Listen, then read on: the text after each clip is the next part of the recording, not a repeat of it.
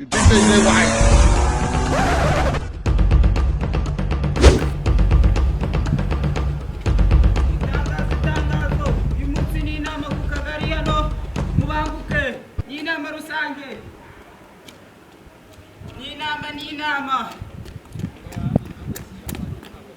Itangazo y'umunsi ni inama ku muburo by'ibikuru harya abantu nyungikira ni inama ku biro by'umudugudu wa Kagari ka Kagatenga yego mubanguke ni muza kuzinduka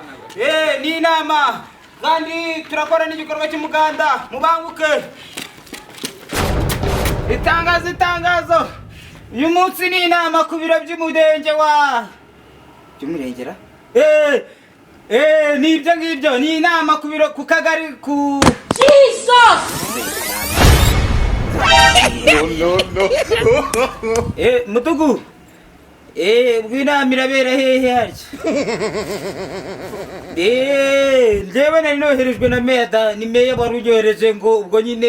iyo nama tureba ahantu irabera. Harya uyu mudugudu bawitaga ngukira Gatenga. Okay bo ni inama ku mudugudu wa Gatenga iraba saa 8 mu kanya rwose zigiye kugera zirabura 5 mubanguke sawa bo ni inama mubanguke aranja cyane urumva aranja bazije mu mahanga Ami gobe cyomuke nawo wonje hamwe Suena oya kubarira nawe ino nako bishoboka Wachamuke ni byanjye Simume twari bo ariko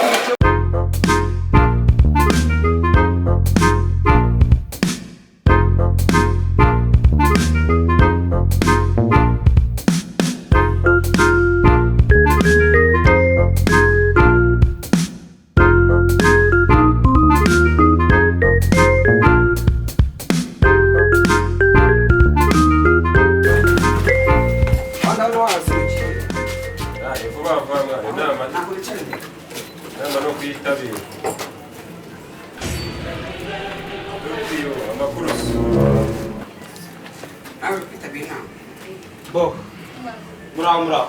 ayituraho nuko mwadukerereje inama nibyo twayiteguye ariko mu mudugudu nanuko umutekano ntago yabashije kuba yagera muri iyi nama bo ikintu inama igiye kwibandaho ni ikibazo rwose cy'amakimbirane ari mu miryango. Ibintu bimeze gute mu miryango kuki turi kumva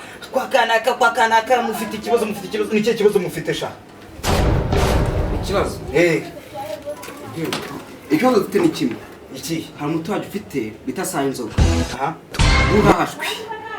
nijoro mu gitondo saa 7 nimugoroba umenye ibyo mu rugo rw'abandi gute ariko usibye ko icyo kibazo twacyumvisheho bawicaye bo wowe ikibazo uri kukibona gute ibibazo byo mu miryango nawe twatumvisheho niyo mpamvu twageze hisamo kubakoresha inama haguruka utubwire.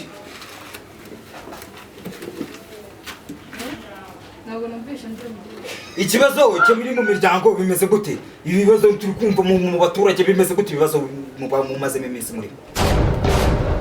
mbwira ibibazo ako nk'iki cyavetse mu bihe bibyari ubundi icara bo wowe bimeze gute umugore wawe mwarororeranyijwe umugore wanjye ni shere mwana nta kibazo twego tujya duteza twebwe tumeze neza wavuga imvugo nk'izo zibirara umwana ubyaye akavuka ameze ati ngo mwana urata urumva ndagaswa ibintu nk'ibyo ngibyo nimwe muri kubyara indaya hanzanga nimwe muri kubyara indaya hanzanga icara aya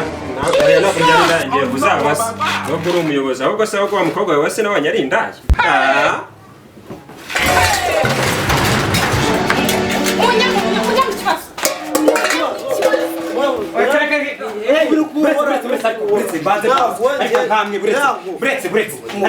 ikimamiyo abarusha amasafuriya bimeze bite ntamwe koko ibi ngibi Imana yise nijoro ibi ngibi n'umuntu buretse hafi mubanze mwicare mu nama tubanze tuvuga yewe ntabwo najya mbora nk'ubitwara umuntu w'umugabo yabiye ku bimamiyo oya reka mbarira mbanga oya uretse ariko wa mu bitware ndabona ufite umushinya w'umurandura nzuzi uretse tubanze tuvuganye ibi bintu ni Jewe uramfashe ni umugabo. oya wese kuri n'ibiki oya mureke mbanze mbabaze ntabwo koko ibi ni ibiki ko ibi ni navuga ikibazo cye Oya. none Oya. mana none ndavuga oya mwe mutuze twumvikana natuje Atuje. mbo ibintu nk'ibi ngibi mubikora iki amakimbirane make mubonye ukuntu muje njye nari nirutse da abagore nta bwenge bigiye reka maze nkubaze wowe ushingiye kucyo uvuga ngo abagore nta bwenge ubu umugore wawe waguhereza 1000 we wamenya kujera ibiri buzemo wabasha kugaburira umuryango ariko umugore wawe uramutse umuhaye inote 1000